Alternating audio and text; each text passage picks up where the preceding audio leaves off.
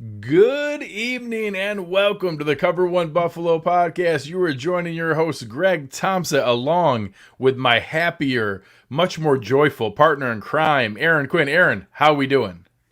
It's way better. A week later, let's get our jumbos out, brother. I got a blueberry lemonade for you. You got the raspberry iced tea. Oh, bro, I'm going on ice. I'm classier than you. I always do that. You are. About myself. Victory tastes good.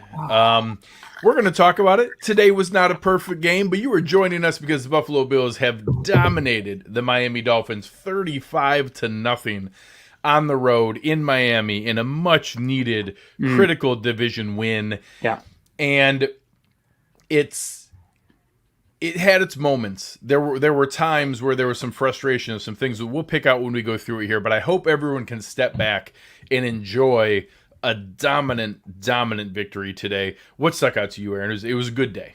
Yeah, no, it was a fantastic day. And there was a lot of back and forth on the Twitter machine, frustration, specifically towards the offense. But when you ultimately end up being a team 35-0, there'll be stuff that we throughout the week can talk about that, maybe is cause for concern into the future. Sure. But this should be really a celebration here tonight, especially after the week we had a week ago with all that excitement leading into the season. A big letdown week one, borderline must win week two game, division game. Didn't want to go down 0-2 here. Our friend Don had mentioned that 11 to 12% playoff. The Bills are back in it. They've evened things out. They've got a nice couple of games here coming up that I can't wait to preview. And they corrected the ship at least for this week. So I think now's a good time for celebration. We can talk about some of the issues that we had in the game, but man, it's hard not to feel really good here this afternoon. And we had better weather here in Western New York than they had in Miami today. Seriously. Amen, brother. Gorgeous day all around. It's been beautiful. We're going to talk through plenty of the good things. Make sure you're checking out today's show, brought to you by our friends over at Underdog Fantasy. You can use the promo code COVER1 to get yourself some free money. Herr will get to the drive of the game later on. And of course, Uncle Jumbo's that we're enjoying responsibly here during today's victory show. And it's just something that you want to be able to separate. And this is one of the games we're going to talk about when we get to coaching. I'm glad that Sean McDermott is the coach of this team because he is very much going to let them enjoy like this much of the 35-0 game. And he is going to rake them over the coals with the film here. So we get the best of both worlds. We get to enjoy it with Richard making his fantastic contribution here. It's a little early. Yeah, I agree. But that defense is fantastic. We're going to talk about that. Don't worry. We got a lot of talk on the defense tonight. But we get the best of both worlds. We get to enjoy this win, and we get to know that the coach is going to rake them over the coals and be able to go through all the film of what needs to be improved. So as we do each week, we'll start at the top. The top was Josh Allen. It was another rough game. The critics are going to point to the regression. I pointed out a couple things when you have an iffy field, raining during the game, played on by University of Miami yesterday. It was hard for the receivers to get separation. I don't think all of a sudden the receivers can't get open. Josh had a couple of shots that he missed. He hit some nice ones. He hit the deep shot to Diggs where Diggs kind of bailed him out. He hit a nice long one to Emmanuel Sanders. There was a couple deeper shots there, but I'd be lying if I tried to say that Josh, was a huge part of the win today. I think that he made some clutch plays when it mattered, but he left plenty on the field, and I'm sure he's going to say the same in his postgame. Yeah, he definitely left plenty on the field. They still scored 35 points and capitalized on moments where the defense gave them some good field position. It wasn't perfect. I do think there's going to be a little bit more context to some of things when we see the all-22. I think there were some coverage pressures and coverage sacks that they got in on Josh in this game. This is one of the better, more elite back sevens that, we talked about the Steelers front seven last week being elite and be one of the more difficult ones the Bills are going to face. This is one of the more difficult back sevens the Bills are going to face, and better than a year ago by adding McCourty. So I think you're going to see a lot of stuff on the back half once we get some coaches tape. Even when they were making completions in this game, guys were well covered. There wasn't a lot of guys blowing open. Josh missed a couple times when they did. That's okay. It sort of reminds me a little bit. The defense started a little bit rough last year to start the year, and Leslie Frazier and Sean McDermott kept pounding the table that we don't know who this team is until November. We need to be playing our best football in November. Now the offense has started a little bit slow here through these first 2 weeks. Although, again, some context, they just put up 35 points. So 35 offensive yes, touchdowns. no defensive touchdowns, no special teams touchdowns, no field goals to speak of. So they legitimately put up 35 points. Allen could have done more. There was more meat on the bone for sure. He left some plays on the field.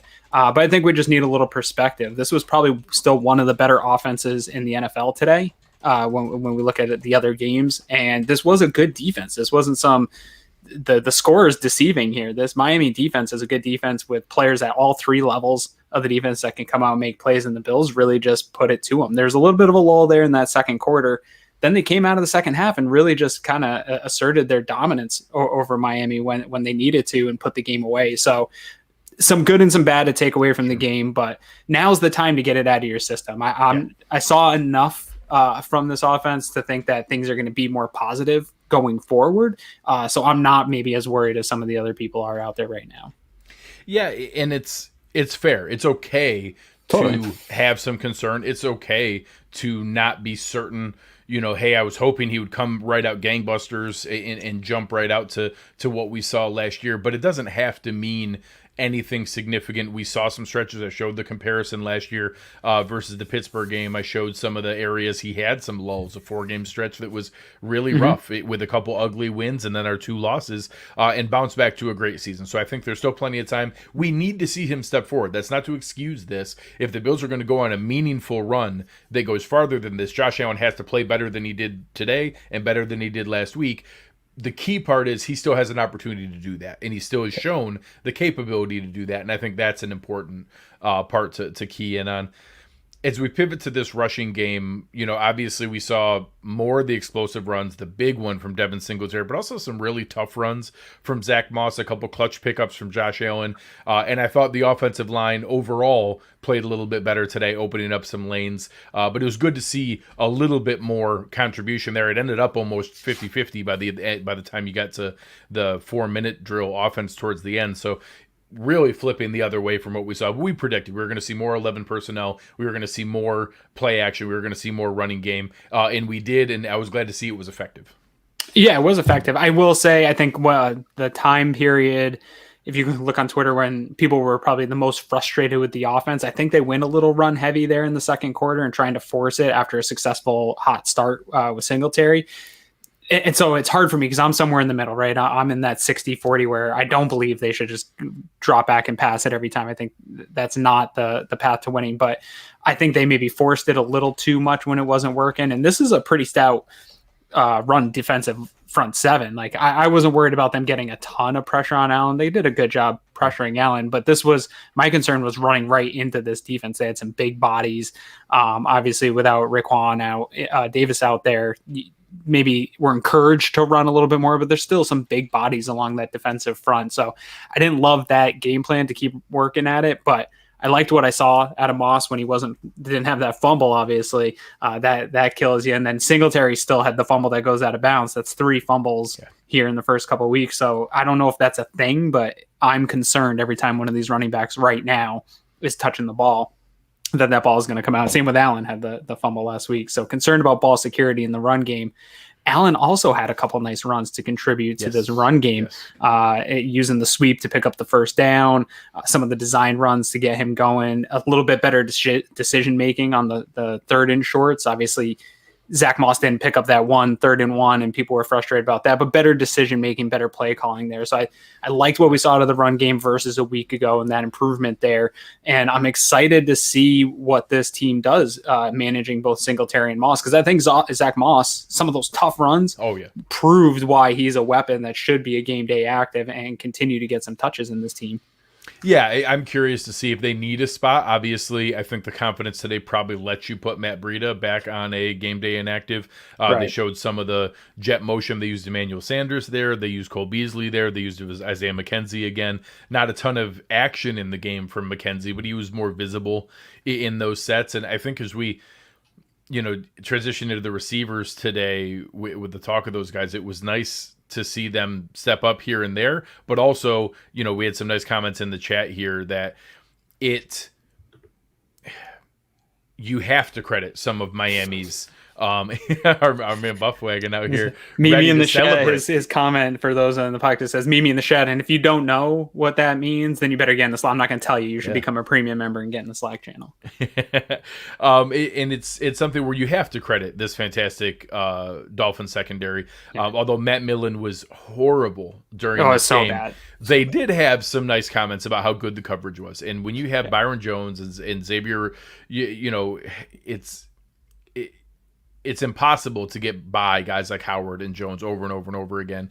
You add McCourty in there, how Coleman's good. Yeah, they have plenty of talent, and those guys made some great plays today. Yeah. So some of the plays where the fans are frustrated that Josh was just trying to give the ball away, some of them were just exceptional plays by really, really good cornerbacks. Those things are going to happen. Mm-hmm. You then add in what I commented earlier where there was a challenge with rain on a used up, churned up field. My University of Miami played on it yesterday. It starts to rain. Then you add in a good secondary. All of a sudden, Stephon Diggs and Emmanuel Sanders and Cole Beasley didn't forget how to get open. They didn't stop their ability to create separation. It's tough in those things. And you saw, I think Brian Daboll struggled a little bit with that at first and then got into some nice rhythm calls later on that was letting them, okay, what are they getting footing on? How can we get them into some areas where they can go, we probably can't put Beasley into his normal option routes because he can't do those. You know, he hammers that foot down so hard when he makes those cuts to turn back out. It's hard not to be able to do those things. I thought Singletary looked okay in the passing game. We had the one nice play. Dawson Knox, you know, obviously gets a touchdown and put his shoulder down on the other one. So overall, you know, with respect to the Dolphins' backfield, I thought the receiving group looked solid, but obviously not their greatest game. But when you win 35-0 and they have, you know, 2 touchdowns, it's hard to complain. Yeah, I mean, what was it, 179 yards total in the air? Yeah. So you're not going to have great games out of anyone, especially with the way this offense distributes the ball. But I want to see more out of the passing game. I think some of those points, I usually don't like to some of those things to have context on the game, but I think they do. Playing in the grass that's torn up, it was a wet day, especially for the second half. That has to do with it. But yeah, these cornerbacks are good. And I do think once we get the all 22, we're going to see some battles that were happening.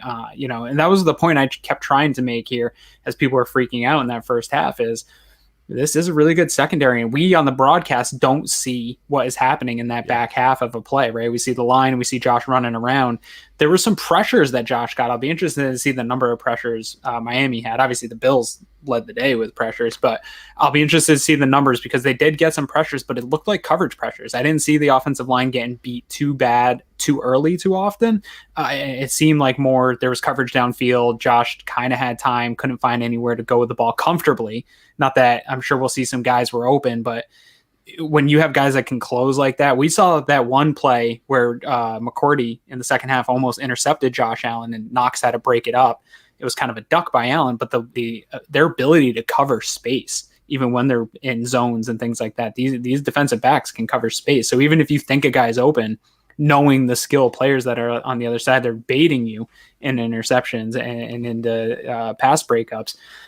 This is an elite secondary. So I think that's going to have something to do with it. And I can't wait to look at that battle in the all 22 here this week, because I think it's going to be telling as to really what type of game Josh had and what was going on that back half. Appreciate you, Steven. It Thanks, means a lot, especially watching from overseas. Being in the spot that we were, I was nervous about the offensive line today because today was a good indicator of, was last week more a dominant performance by elite talent in Pittsburgh or more of an indicator that, oh my gosh, we might have a huge problem all season long.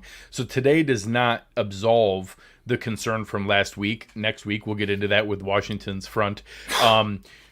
But today, at least, I think should give everyone a little bit of calm that, hey, this is not some huge gaping hole that's going to derail stuff like our that. offense and be able to be in a spot where it's, you know, derailing the entire offense for the season. I thought the offensive line looked solid today. Yeah. I thought that, you know, Josh did not take a lot of hits overall. Later on, they got a little something going. They ended up splitting one sack. I don't think there was a ton of, you know, overall performance issues from the line, and I do think they highlighted some of those on the runs.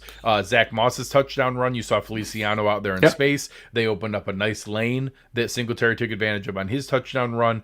Again, not a dominant performance, but a huge step forward from last week, and I think gave some confidence that, hey, these are the guys that can do it, and I think they stuck with all 5 guys all game. I did not see Butker rotate in. Obviously, it's hard to see live as it's going on, but I think they stuck with all 5 guys. I thought the offensive line acquitted themselves reasonably today. For now, for a week, I agree. And again, this is, I hate to talk about the offensive line. Last week, it was so glaring that it was easier to talk about it in the post-game reaction. I think they did their job in the sense that even if there was problems, it wasn't glaring to the point where we can come on here and say John Feliciano looked like a turnstile.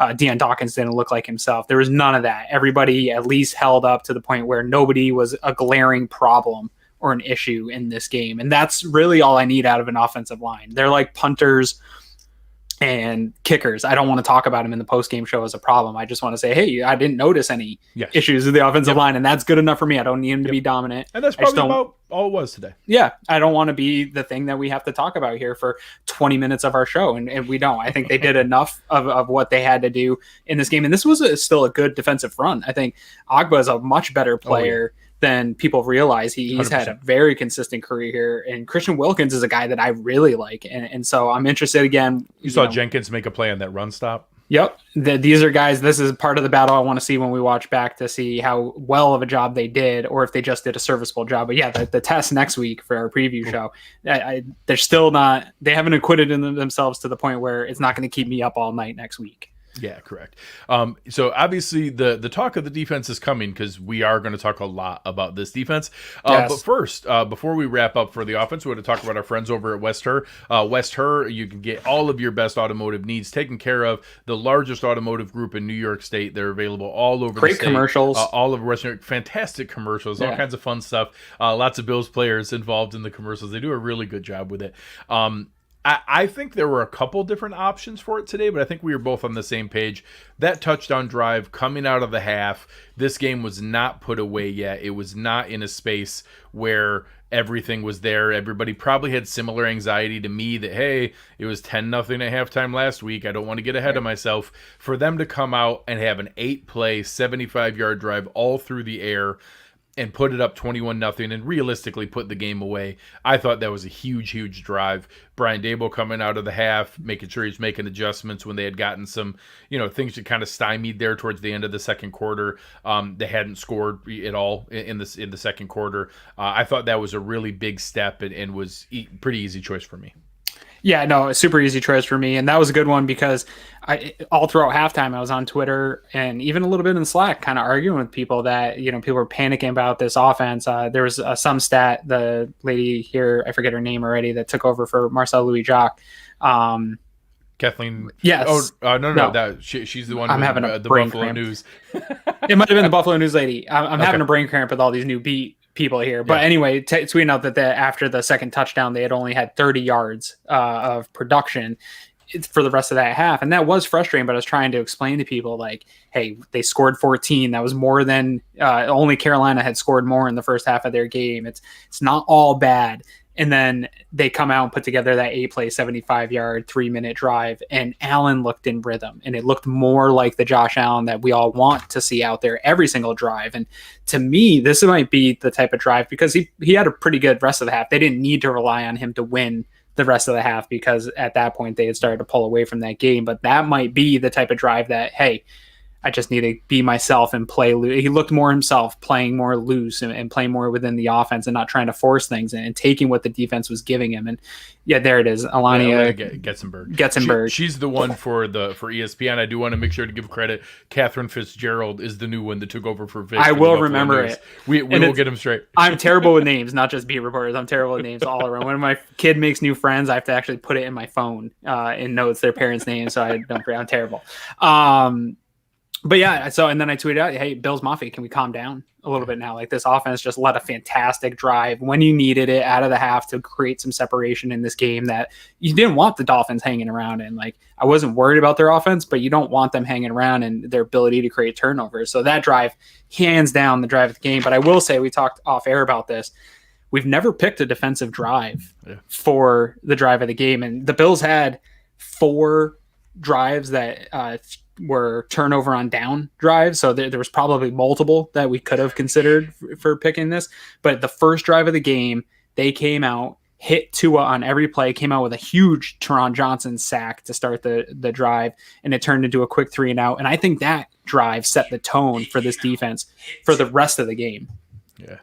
And, we'll get into a lot more of the defensive performance. I thought that was a great recommendation. When we were prepping pre-show and you brought that up, I thought that was an outstanding recommendation. That coaches, as your youth, that's what they say all the time, right? Come out in that first drive, no matter who's got the ball, and set the tone for the game. And the defense really did that. And at Miami, even though Tua went out of the game, Brissett comes in, and they really were never able to recover from the tone that this Bills defense set. Yeah, absolutely. One more stop before we dive fully in there, and that's our friends over at Uncle Jumbo's. And I think I wanted to set this second because there were so many options among the defensive players before we dive into it that I want to be able to go through. Our man Cliff here was awesome on Twitter today as well. But I love Cliff. It's it's a great way to enjoy the game, and knowing that there's more they need to improve on and get better with. But when that's at a 35-0 win, that's an okay way to do it. Yeah. The player spotlight today, I thought you had a great recommendation. I'll let you lead it off here for a guy who deserves the praise. I think hands down. Well, first of all, I would want it to be Taron Johnson because I think he had some massive plays in this game, and I want to give him as much love as I can. And I also like to point to my own being right about a player. Possible. So yeah, anytime I get a chance to say I was right, I want to. But I got to go with Matt Milano. I think he was by far the best player on the field today in all the phases of the game. He was incredibly disruptive and led to a number of the sacks that we saw. And I know the guy that you're going to say had the same type of game, so I'll kick it over to you. Yeah, and today is by far my favorite example of don't trust the box score. You can't box score scout, because if I open up the box score and scroll down, I have to scroll all the way down, and it shows, AJ Epinesa, 1 tackle. And that was his only contribution today, is AJ Epinesa only had 1 tackle. That man was dominant. He was dominant the entire game.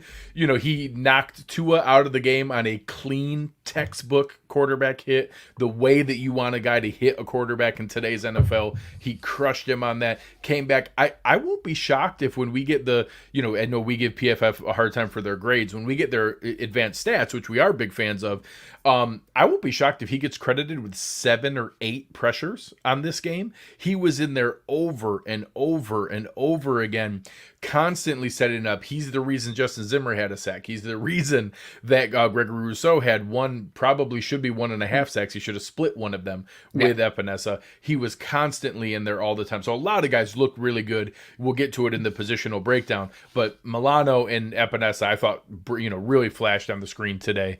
And let's use that to go right into the defensive line here. I thought that the defensive line had a really, really encouraging game, and being able to be in a spot where, was last week a little bit of a aberration. They normally Roethlisberger will go 4, 5, 6 games with no sacks. So to hit him as many times as they did and get 2 sacks, I was like, all right, maybe that's a little something. To come out today and to have 6 sacks plus 11 quarterback hits, it was just a dominant performance. I even saw good plays. Starr made some nice plays. Vernon Butler had a couple nice pressures. Justin Zimmer did across the board.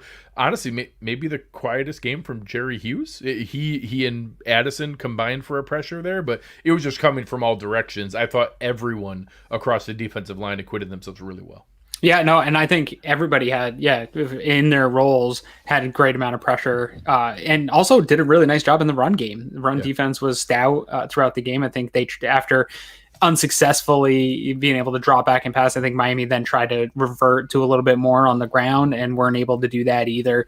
The Bills did some interesting things here, and we can kind of maybe sort of segue into the linebackers here, because they brought a lot of pressure with linebackers, and they were dropping Jerry Hughes and Rousseau. You saw guys Hughes and dropping. Rousseau were in coverage a weird amount. Their grades won't be great, but they did drop. They did drop. It's also why the pressure got home, because they didn't know where it was coming from. Correct. And so they, I think they took a little bit of what they learned from last year when Milano went out and they started to bring a little bit more, try to work AJ Klein in. Hey, we can't leave this guy in coverage. He's not that kind of linebacker. So we got to bring a little bit more in the blitz game to generate some pressure.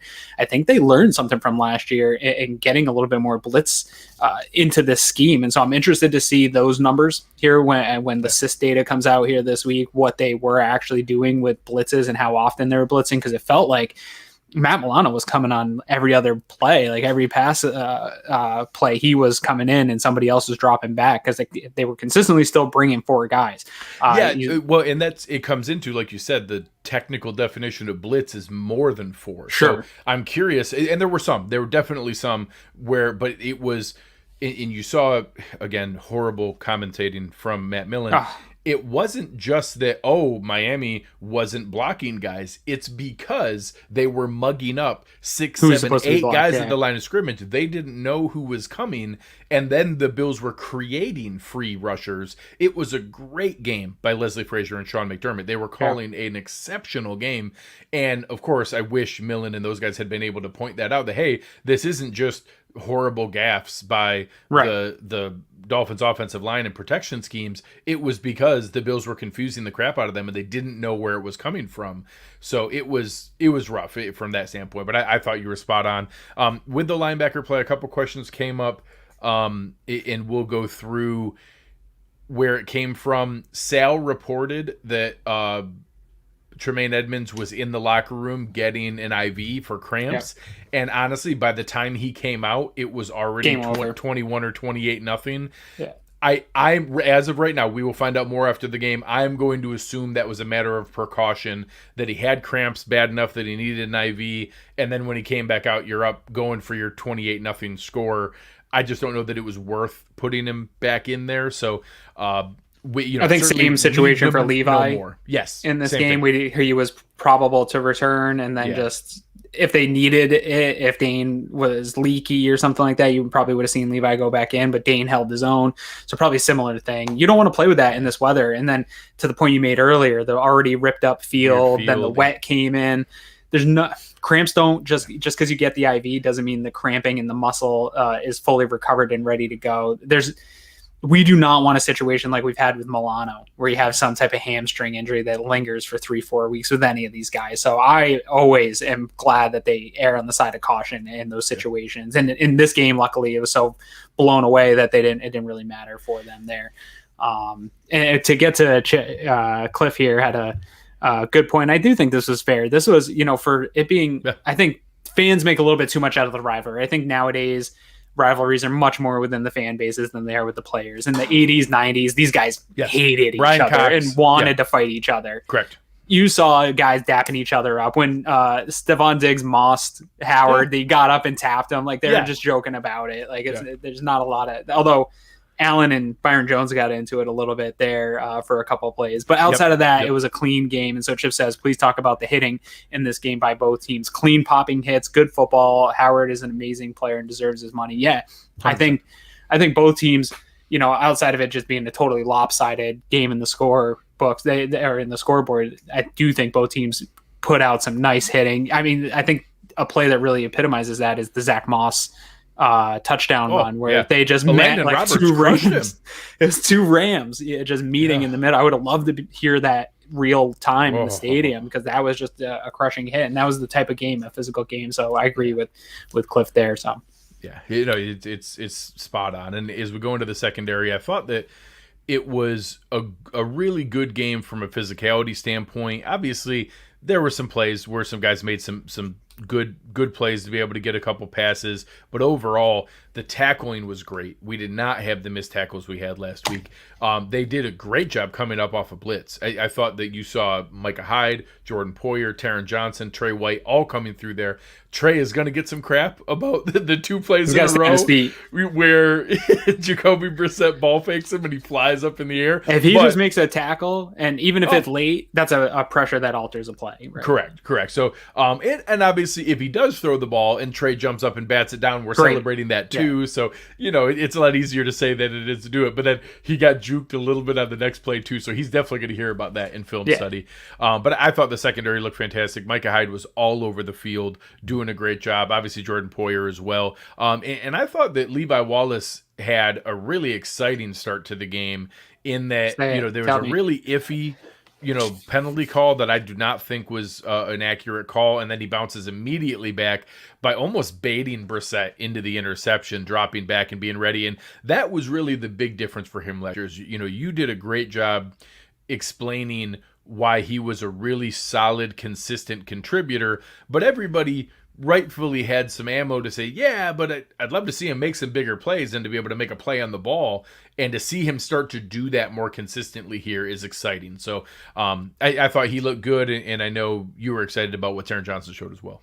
Yeah, I'm ready to talk about Levi. So I'm bummed that he got hurt, because I honestly, the way he was playing in this game, I was really excited for the type of game that he was going to be able to stack together here.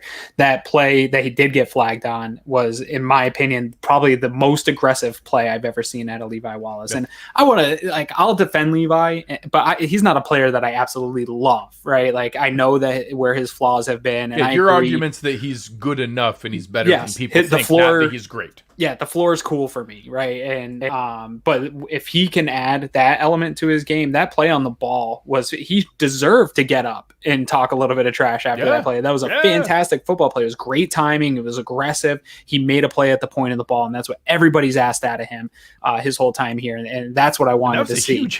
Huge hit. And then for his mental makeup to be able to respond to being a flag and not getting that play and to come back and make a play on the next play, fantastic for him. Really happy for him. Bummer that he ended up getting cramped up. That stunk. That was it was like a 12-minute drive at that point. They were just moving the ball. So I was surprised we didn't see more guys coming in and out with dehydration and stuff like that on a drive like that. So bummed that he wasn't able to get back into the game, because I do think he was stacking together a really nice game for himself, but also liked what I saw out of Dane Jackson. I think, again, continue to see that he's a really good guy in terms of run fits. All these quarterbacks, I don't think he gets talked about enough for the Buffalo Bills. They put a lot of stress on these defensive backs to be part of the run defense and have run fits, and they all answer that call. And you saw on that fourth and short, Justin Zimmer blows up the play. Yeah. And the running back's going to kick it outside, and there's one guy to beat, and it's Dane Jackson. He comes up and makes a solid tackle and stops it and gets a turnover on downs. That's a big play for a young player, a young 7th-round pick in this league, to come in and make a play like that speaks volumes. So I'm glad that he got a little bit of run too. And I think right now, Matt Milano was my choice for player of the game today, and I agree with you that Epenesa's right there. Taron Johnson should also be in that conversation, and he's put together now 2 really solid games back to back. He, in a loss, we didn't talk about it enough because the team lost last week, but he had a phenomenal game outside of the catch he gave up to Claypool, a couple catches he gave up to Claypool, which he still had good coverage. I'm very excited about the trajectory of Taron Johnson. I already thought he was one of the better slot corners in terms of how much pressure this team puts on him and his role in this defense.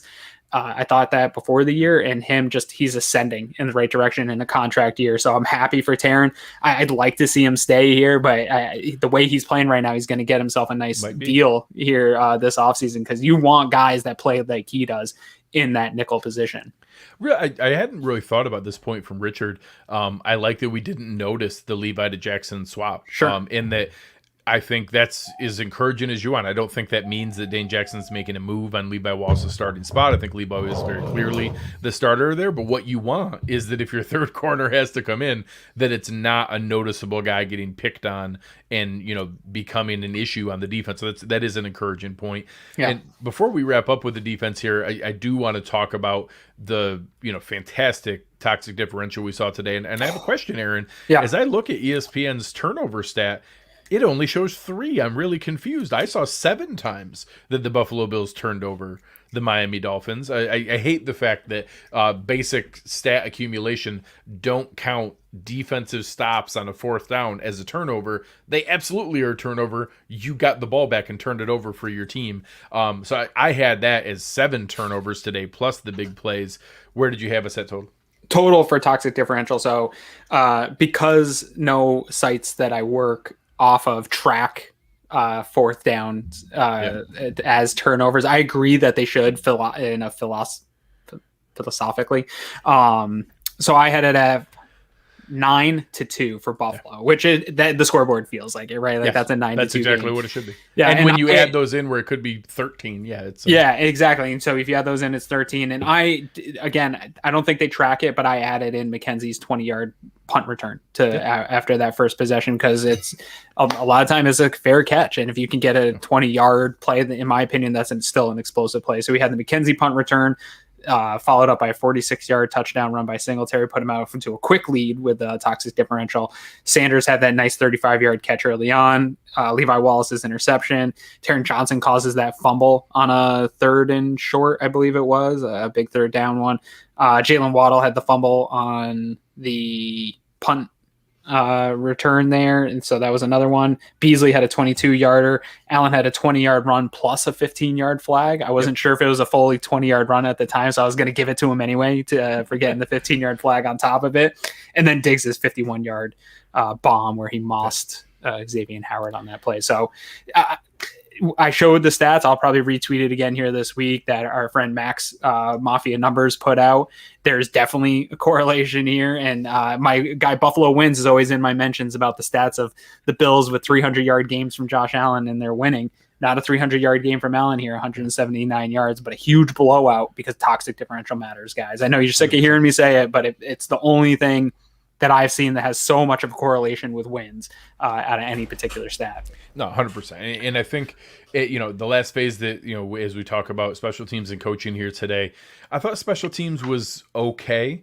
Obviously, you love to see them come up with that recovery on the muff from Jalen Waddle.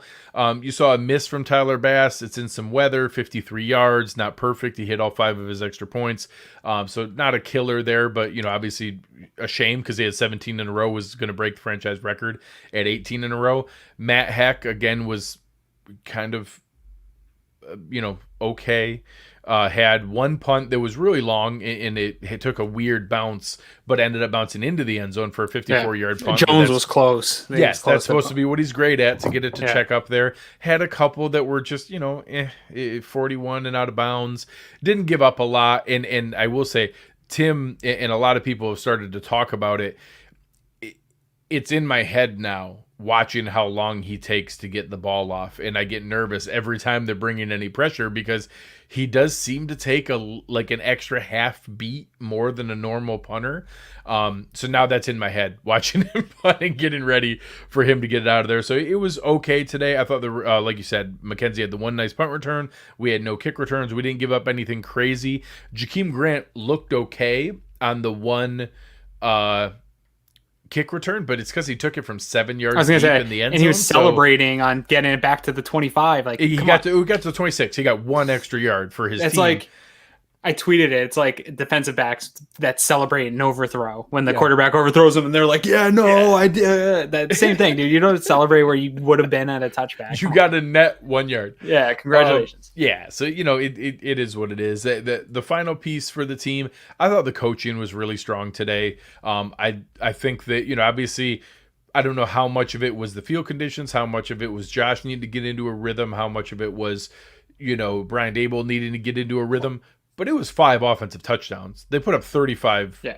You get 35 points, 5 offensive touchdowns. It could have been more. There's more meat on the bone, but let's not be overly picky. Yeah, no gimmicky ones that were, a free, setup from, 10 yards out or something like that. They were all 40, 50 yards plus, and a couple long, field long drives. So getting to that point where you're putting up those kind of points, and then everything else I thought was strong. I really loved McDermott going for it on 4th down when they're up 21-0. Yep. And that's just good, intelligent analytics. When you're up 21 or 24, you're still within 3 possessions. It's not really a big difference. I love the fact that they went for it there, and you went up 28-0, put the game fully away. Not that they really were coming back from 21 anyways, but completely put it away. That's an easy time to just chalk it up to, that's fine, just take the field goal, don't worry about it, we're already up. That's the smart play. And the fact that they didn't take their foot off the gas is smart. And then McDermott and Frazier were exceptional on defense today. Great play calls constantly, keeping them off balance and uncentered the whole time. So I thought today was a real positive coaching-wise, and that if getting 35 points and 5 offensive touchdown drives is a rough day from Brian Daboll, that's certainly a positive. I would sign me up for that all day. Real quick, I want to touch back on special teams here because Isaiah McKenzie showed up in my mentions here this week, as I'm sure people that follow me saw. And I still stand by what we said last week here on the show, that I was not happy in terms of the consistency from him, right? I was happy with the big splash play, didn't like some of the consistency things I saw, and it didn't quell my concerns about that return position, him in it. Today, he answered the call, in my opinion. We didn't see any questionable fair catches. I commented on one that was a very nice, aggressive decision that he made coming up and getting it. Coming up and get the ball. So I do want to comment that I'll take my L for this week, that Isaiah, you did exactly what I need you to do to show me that you're a much more consistent punt returner and quell some of those concerns that I had going in here to the season. So good on him. I'm happy for him there. Another thing, one of the shows Sal does during the day there on WGR, they were talking about the list for coaching, hot coaching candidates in the NFL.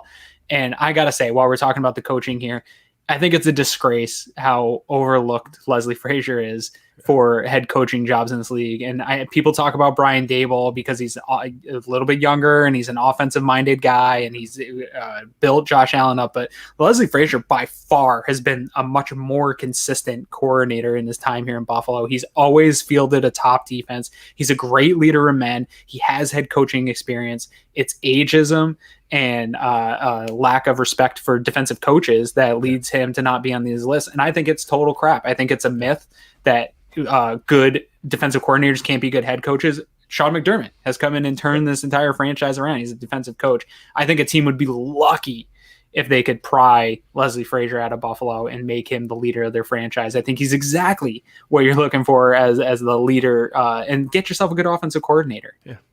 To lead your offense. You don't need an offensive-minded coach. So he's proving again. I think this defense, they were number 8 last year in weighted DVOA. I think that matters. Weighted DVOA matters a ton to me. I think they're going to be even better this year. I think by the time it's said and done, they're going to be in the top 5. It's so impressive what he and Sean McDermott have done. I hope nobody listens to this podcast and he rises up these coaching lists, because it would be a huge benefit to the Bills to continue to keep him where he is. But it just drives me nuts that nobody talks about him and the body of work that he's put together here in Buffalo as a defensive coordinator, as a top head coaching candidate. Yeah, and I think when you put together the combination, 2 games so far against teams that people have picked to be in the playoffs, and that combined they've given up like 470 yards total. Yeah. They've had now 8 sacks. They've now had 5 turnovers. You know, that kind of setup is, 7 turnovers with the 4th down conversions, 3 for actual turnovers. Right. But to be in that kind of spot is exactly what you want, and he deserves the credit. And that's why he was the keynote speaker at the Fritz Pollard Alliance meeting, and has spoken about the frustration with minority coaches not getting the opportunities that they have. So good on him to be an outspoken voice supporting others, and that he knows, he might only have one opportunity left, if any, but he's trying to fight for others to be able to get that chance. So yeah. Any final thoughts for the people today? I thought it was a great exhale. I joked about that, said the collective sound you just heard is Bills Mafia exhaling all at once, and that, I think that we still need to see plenty more, but if what we're going to see and needing to see further improvements is 35-0 wins, I'll take it. Yeah, and I think the thing I learned the most is it sort of confirmed what I watched that Patriots-Dolphins game a week ago, and I heard people talking all week that these were 2 really good teams going at it, and I didn't see 2 really good teams. I saw some teams that can cause you some problems and hang in games, but I saw a lot of sloppy football. I saw teams that weren't consistent in all phases of the game, and what it confirmed for me is the shirt I'm wearing from last year, 26 shirts, how Buffalo took the division, sweeping the division. Yeah. I don't think it's that absurd to talk about the Bills still very much in control of this AFC East. I think they're by far the best team in this division, and there might be some bumps on the road for this team. I don't know if the offense will be as prolific as they were a year ago. I do think the defense will be better, but I think very much the Bills are in control of the AFC East, and I expect the Bills to win this division again here this year. I don't know if they'll sweep it, but I think there's still a good chance. I think they're that much better than the rest of this division is, and so I'm expecting the Bills to be the AFC's champions again. And today confirmed by a lot that even in a really sloppy game, we still own the Miami Dolphins. Sean McDermott has Brian Flores' number, and it's not even close. Absolutely. So our friend E-Griff here asking where Anthony Prohaska is. We're getting him now because the Bills won. And he's not unfortunately, he is enjoying a lovely vacation in Italy with his wife, but because he was on when the Bills lost and now he wasn't here when they won, he was obviously the bad luck charm, so he's not going to be allowed back on the show rules, son. In the future. But we wish him all the best in his future endeavors. We'll see how things go for him. Hope the ravioli tastes good. All right, guys, this was awesome today. The chat was fantastic. Really appreciate everything you guys have done. Make sure you're checking out our sponsors at Underdog Fantasy. Download it. I've got a couple good lineups going right now. I lost a bunch of money today. Oh, yeah. I don't even care. Enjoy some more Uncle Jumbo's post game, and make sure you're checking out our friends at Wester for all your automotive needs. But on behalf of Aaron Quinn, I am Greg Tompsett. You've been listening to Cover One Buffalo, and we are